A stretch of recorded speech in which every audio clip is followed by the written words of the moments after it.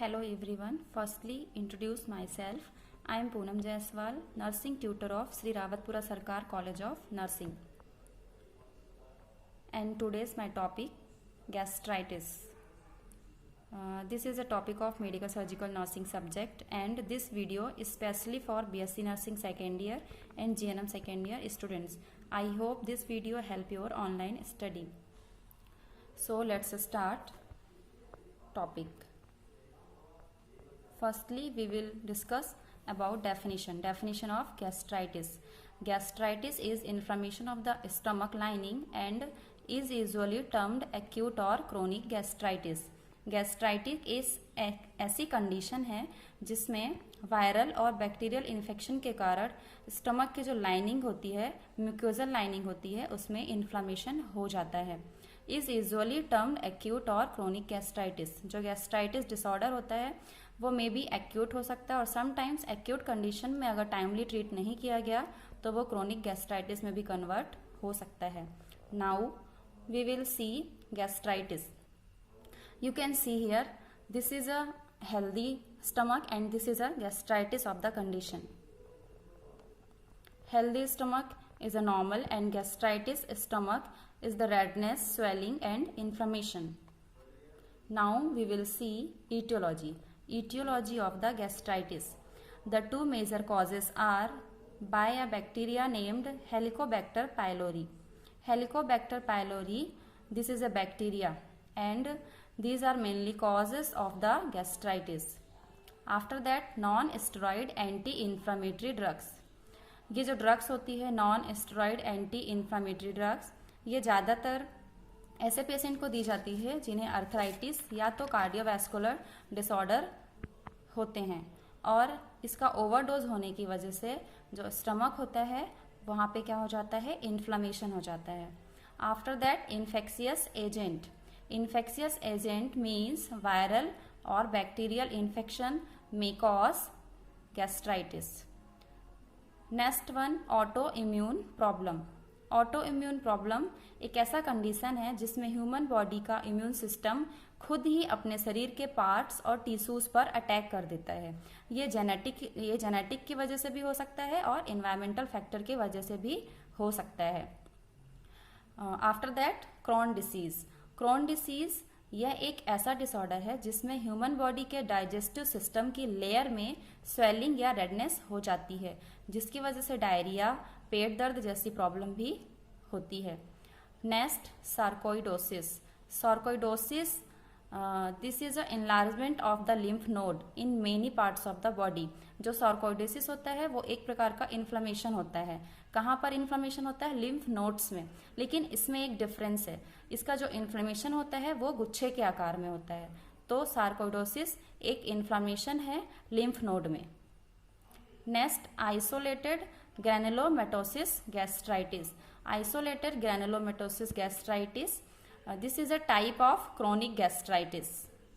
जो ये गैस्ट्राइटिस होता है वो हेलिकोबैक्टर पाइलोरी की वजह से भी होता है. And you know that I also explained Helicobacter pylori.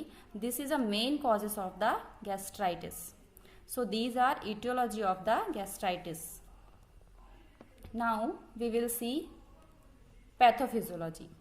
This is a pathophysiology of the gastritis. The mucosal lining of the stomach normally protect it from the action of gastric acid. This mucosal barrier is composed of prostaglandins. Due to any causes like bacterial or viral infection, its lead to this barrier is penetrated. Means कि जो bacterial और viral infection होता है वो क्या करता है, stomach में इंटर करता है. After that, hydrochloric acid comes into contact with the mucosa. जब बैक्टीरियल और वायरल इन्फेक्शन हमारे स्टमक में इंटर करता है तो उसकी वजह से जो हाइड्रोक्लोरिक एसिड होता है वो म्यूकोजल लेयर के कांटेक्ट में आ जाता है. After that, injury to small vessels. जो स्टमक की जो स्मॉल वेसल्स होती हैं वो इंजर्ड हो जाती हैं. It's lead to oedema, haemorrhage and possible ulcer formation. And you know that these are symptoms of the gastritis. Oedema, haemorrhage and possible ulcer formation. Now we will discuss about sign and symptoms. You can see here, first one, nausea or recurrent upset stomach. Next, vomiting. After that, indigestion. Next, hiccups, loss of appetite, burning or gnawing feeling in the stomach between meals or at night, gnawing or burning ache or pain in your upper abdomen. Last one, feeling of fullness in your upper abdomen after eating. These are signs and symptoms of the gastritis. Now we will see about diagnosis. These are diagnostic evaluation of the gastritis. Gastritis is diagnosed on the basis of the medical history and physical examination of the patient and the following test. जो gastritis disease condition होती है उसे हम medical history या तो physical examination करके assess कर सकते हैं. Next, blood test. Blood test में जो ब्लड रिपोर्ट होती है उसमें हेलिकोबैक्टर पाइलोरी बैक्टीरिया प्रेजेंट होता है, जिसकी वजह से हमको पता चलता है कि patient suffer from the gastritis. Next one, stool test. Next, upper gastro intestinal X-ray. Upper gastro intestinal X-ray के थ्रू हम स्टमक में जो अल्सर फॉर्मेशन है या जो इन्फ्लेमेशन है उसका पता लगा सकते हैं. Next, upper gastro intestinal endoscopy.